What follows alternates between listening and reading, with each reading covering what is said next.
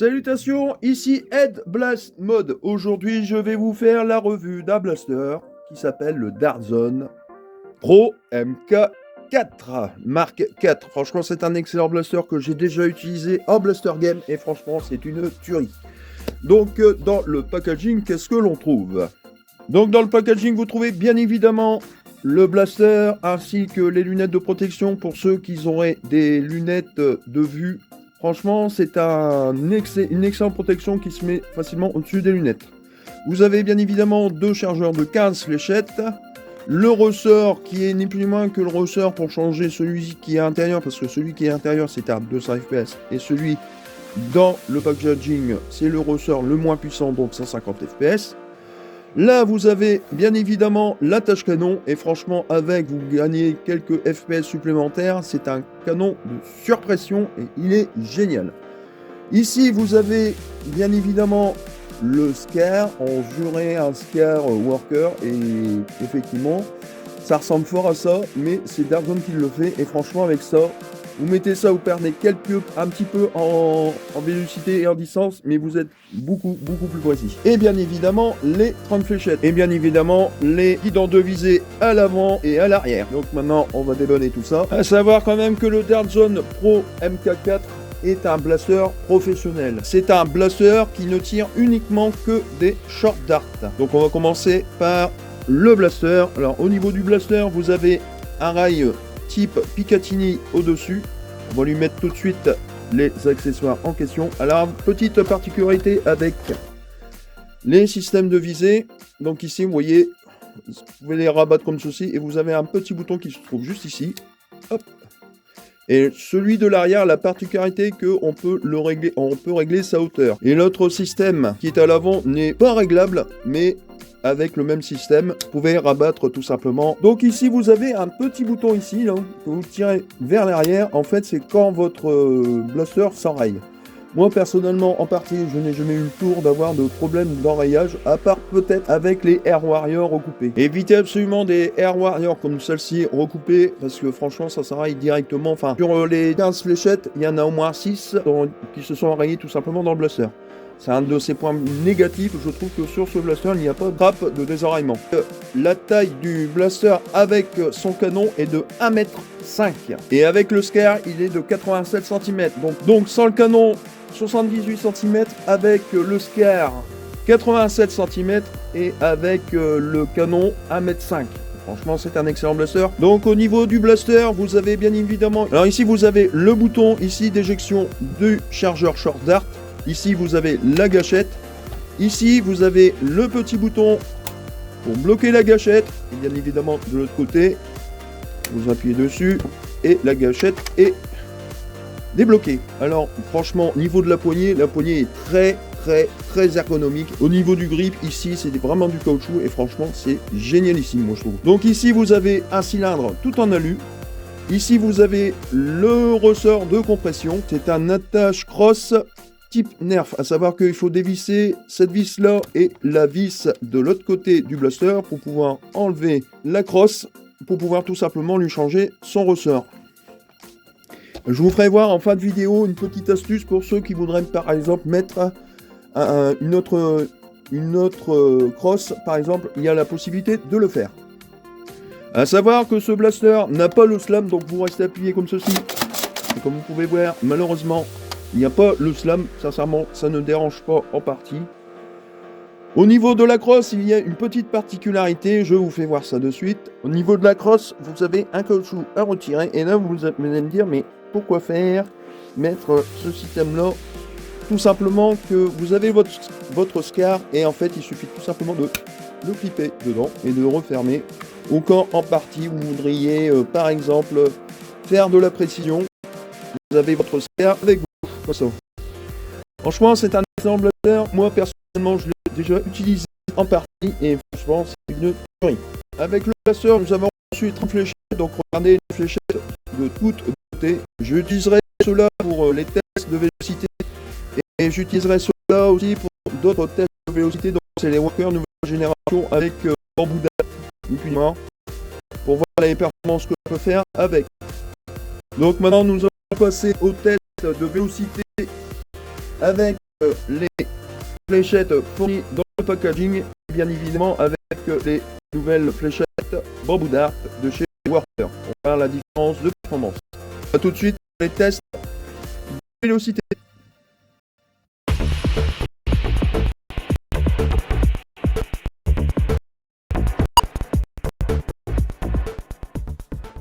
Nous sommes de retour pour le test de tir de vélocité.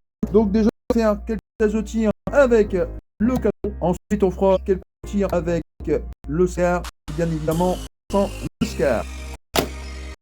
Là, 199,7. Donc effectivement, quand vous recevez le blaster, le ressort de 200 FPS est déjà dans le blaster. Le deuxième ressort du packaging, c'est celui qui a moins de performance et moins de puissance. 206,9, ça peut rien à voir. 208,2. 197,1. Et enfin, la dernière avec le canon. 207,9. Maintenant, on va enlever le canon. Et on va mettre le SCAR pour voir les performances qu'on peut faire avec. 169,5. Moins de performance, je trouve. 178,7. Moins puissant, mais avec le SCAR, vous avez quand même la précision. Donc c'est un choix plutôt tactique. 182,6. 172,8. Et enfin la dernière avec le SCAR. 182,3.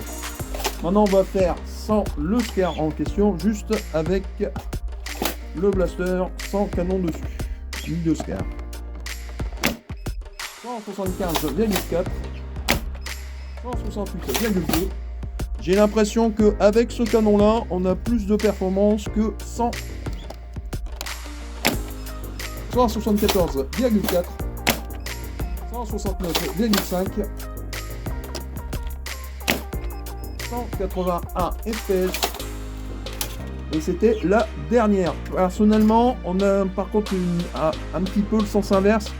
Donc avec le canon, on arrive à atteindre les 200 FPS facilement.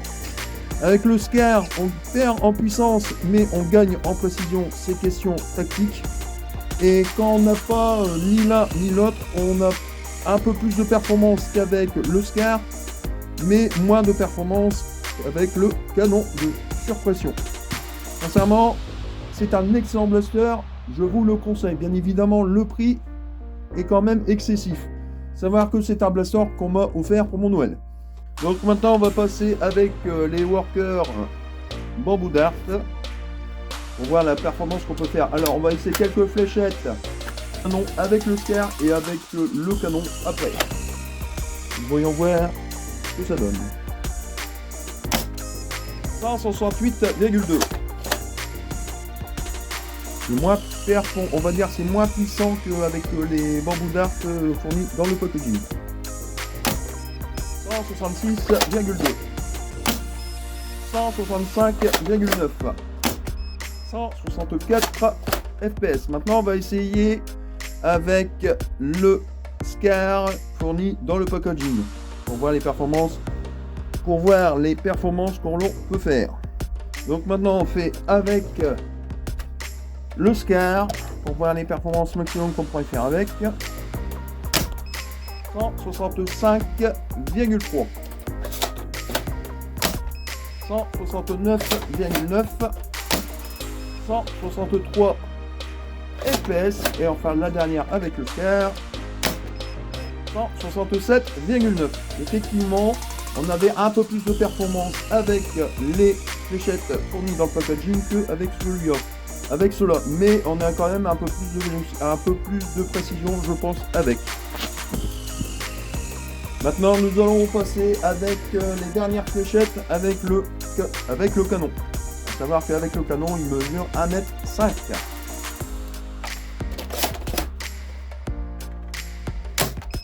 193,8. Et comme vous pouvez le constater, avec le canon, on gagne en vélocité. C'est pas pour rien que je dis que c'est un canon de surpression. 196,4.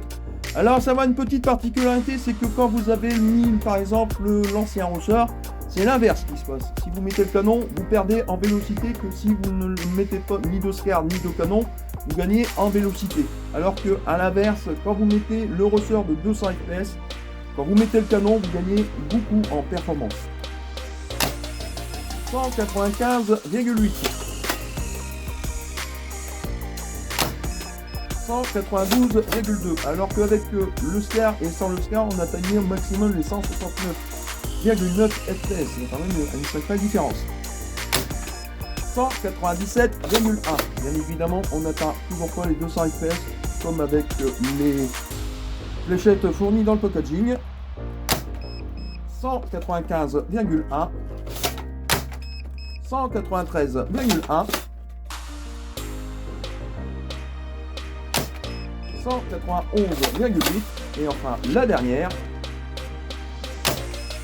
194,5. Donc maintenant nous allons passer au test de tir sur cible puis de distance. Et je le ferai avec les workers nouvelle génération Bamboo Dart. A tout de suite pour les tests de tir.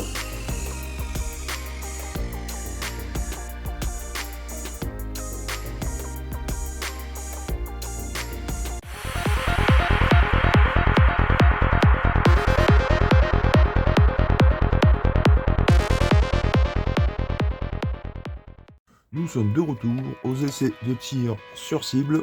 Donc je vais faire quelques fléchettes avec le canon, puis avec le SCAR, et enfin sans le canon, ni le SCAR. Dedans, ça claque joliment fort quand même.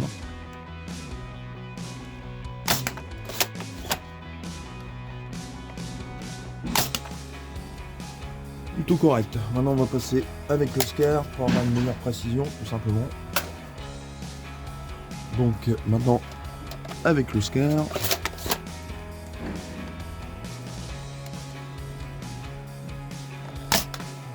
toucher la cible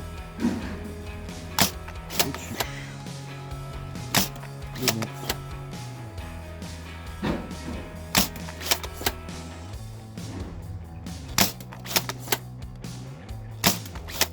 avant de la cible, dans la cible. Donc maintenant on va essayer sans le SCAR. Vous voyez, avec le SCAR c'est beaucoup plus précis, ça c'est clair. Maintenant on va faire le reste des fléchettes, j'en ai remis entre parenthèses. Maintenant nous allons faire les restes des fléchettes sans le canon, pour voir si c'est aussi précis qu'avec le SCAR, mais je ne pense pas. Côté, devant, devant, devant, pas loin de la cible. Pas loin de la cible encore. Au-dessus.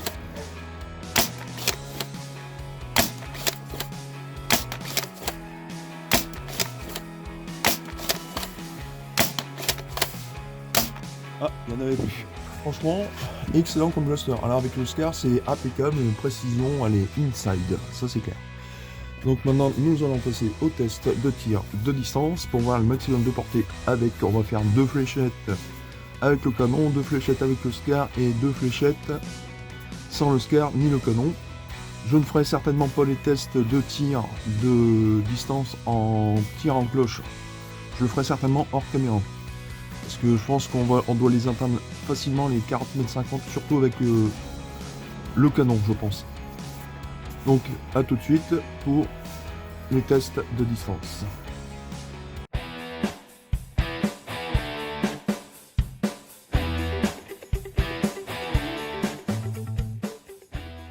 Nous revoici au test de tir de distance. Donc on va essayer avec le canon, avec le SCAR, et je n'utiliserai uniquement que des fléchettes Worker en génération Bamboo Dart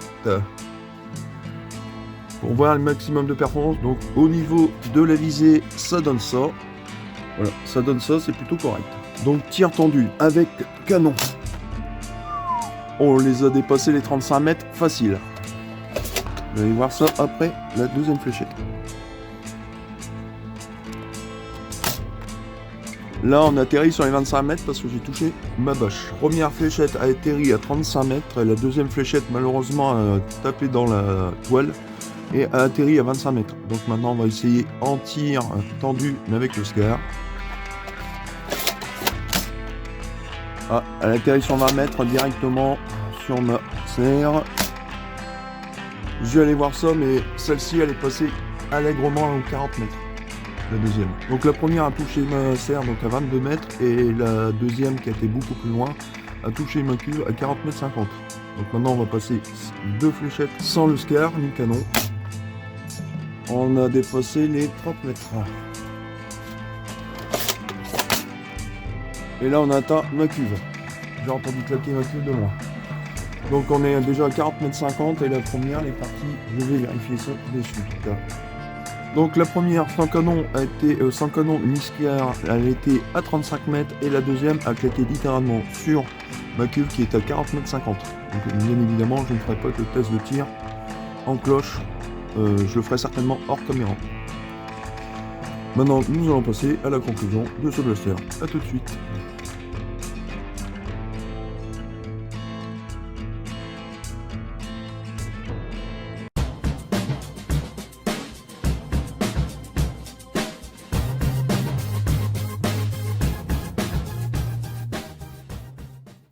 Nous revoici à la conclusion de ce blaster. Que penser de ce blaster? Bien évidemment, un de ses premiers points négatifs, et je vous l'accorde volontiers, c'est son prix. 200 € sur Blaster Time, il faut rajouter à peu près 11,90 € plus les frais, on va dire si vous payez par PayPal ou par carte bleue. En totalité, vous en avez à peu près pour 220 à 230 €. Ça fait quand même assez cher. Le deuxième point négatif que j'ai à noter sur ce blaster, c'est que quand vous avez des fléchettes d'enrayer sur votre blaster, vous n'avez pas de trappe de désenrayement. Que ce soit de ce côté-ci ou bien de ce côté-ci. Et troisième point négatif, les attaches sangles. Alors, si vous avez des attaches sangles type Nerf, ne pensez même pas le mettre sur votre blaster parce que les attaches sangles qui sont ici de chaque côté, le plastique est assez épais, donc les crochets de chez Nerf ne passent pas du tout dedans. Si vous voulez des attaches sangles, prenez des attaches sangles d'Airsoft. Là oui, il n'y aura aucun souci, mais avec des sangles Nerf, non, ça ne passera pas. Moi personnellement, c'est un blaster qu'on m'a offert pour mon Noël et j'en suis très très content. Et franchement, il est gigantesque. Alors déjà, j'ai un peu de mal, malgré que j'ai enlevé le canon ou le scar, j'ai quand même un petit peu de mal de le faire passer dans le cadre vidéo. Et n'oubliez pas, à la fin de la vidéo, il va y avoir un petit bonus. Je vous ferai voir comment changer effectivement la crosse et ça vaut le coup d'être vu. Mais c'est quand même assez étonnant au niveau des performances. Quand vous mettez le ressort de 200 fps avec le surpresseur, vous avez plus de performance qu'avec le scar ou tout simplement sans le scar. Par contre, inversement, si vous mettez le ressort de 150 fps, vous mettez le canon, on a moins de puissance avec le surpresseur que sans le surpresseur. Donc effectivement, d'un ressort à un autre, donc le moins puissant, je vous déconseille de mettre ce canon-là parce qu'on descend largement en dessous des 100 fps. Le maximum que j'ai réussi à faire avec le surpresseur et le ressort de 150 fps, c'est 96,8. Oui, effectivement, on perd pas mal en vélocité. Voilà, je vous ai donné toutes les informations nécessaires pour voir si vous voulez l'acheter ou non. Alors si vous voulez, n'oubliez pas de vous abonner, de liker, de partager la vidéo et d'activer la petite cloche de notification pour ne rien rater de mes nouvelles vidéos. Et n'oubliez pas qu'à la fin de cette vidéo, il va y avoir un petit bonus. Sur ce, salutations amis terriens, et à la prochaine. Maintenant on va parler un petit peu de sa crosse qui est assez spéciale. Bien évidemment, c'est une attache cross, type Nerf. Mais là, vous voyez, vous ne pouvez pas le retirer parce qu'il faut retirer cette vis là et la vis de l'autre côté pour pouvoir enlever la crosse. Je vais faire ça de suite. Donc ici, vous avez une vis à retirer. On la pose là. On retourne le blaster. Une autre vis ici. Et maintenant, vous allez voir le système en question qui est très pratique, je trouve, pour changer ou pour modder tout simplement votre blaster pour mettre un ressort beaucoup plus péchu comme celui du packaging. Hop, et voilà. Donc dans la crosse, oui effectivement c'est compatible Blaster Nerf. Il faut quand même savoir que le tube qui est ici, il faudrait que la crosse Nerf ait exactement la même chose. Je pense que j'ai une certaine crosse Nerf qui pourrait peut-être aller dessus, je vais voir ça de suite. Alors effectivement, dans mes affaires, j'ai cet adaptateur là, en fait c'est pour le mettre au niveau ici, avec le cylindre en question. J'ai fait une petite modification dedans. Là au préalable, bien évidemment, je dévissais les vis qui c'était de l'autre côté, et en fait il y a une vis ici. Donc normalement il y avait une cale dedans. Et en fait, à l'intérieur, j'ai tout poncé, les bavures, etc.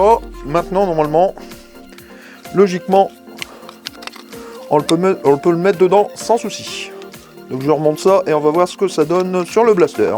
Donc il suffit simplement de remettre ceci comme ceci. À la seule petite différence, bien évidemment, vous ne pourriez pas remettre les vis parce qu'il n'y a pas de trou prévu à cet effet. Et voilà le résultat, et sincèrement... Oui, effectivement, c'est complètement... Regardez bien que c'est exactement la même taille. Et maintenant, je vais pouvoir mettre des crosses tout simplement compatibles. Comme ça, moi, je vais pouvoir avoir une crosse un peu plus longue. C'est une petite modification qui n'était pas prévue au départ dans la vidéo. N'oubliez pas de vous abonner parce que franchement, sincèrement, c'est une excellente idée que je viens d'avoir sur l'instant T. Donc, on va voir avec d'autres crosses que celle-ci. Qu'est-ce que ça donne? Bien évidemment, le seul inconvénient à ce système-là, c'est que, bien évidemment, comme ce n'est pas transparent par rapport à l'autre, on ne verra pas la compression du ressort. Mais à part ça, ce n'est pas un souci. Donc là, c'est la fameuse crosse. Bon, bien sûr, la crosse, elle est un peu spéciale. C'est une crosse que j'ai achetée sur AliExpress. Ça fait pas mal d'années, ça fait moins 4-5 ans que je l'ai. Et regardez, maintenant, ça dénature un petit peu le blaster, je suis d'accord avec vous. Mais là, franchement, sincèrement, vous pouvez régler votre crosse comme vous voulez. Alors qu'avec ce système-là, malheureusement, vous ne pouvez pas le faire. Donc maintenant, on va continuer les spécificités de ce blaster.